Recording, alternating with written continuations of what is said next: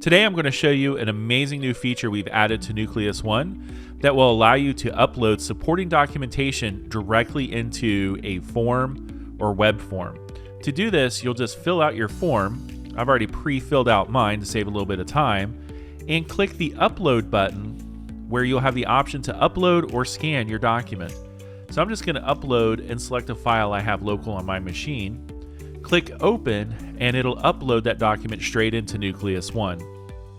Easily locate those files you've uploaded by searching or browsing to them, or if you click on any one of the documents, there is a document detail section that will allow you to look at related files.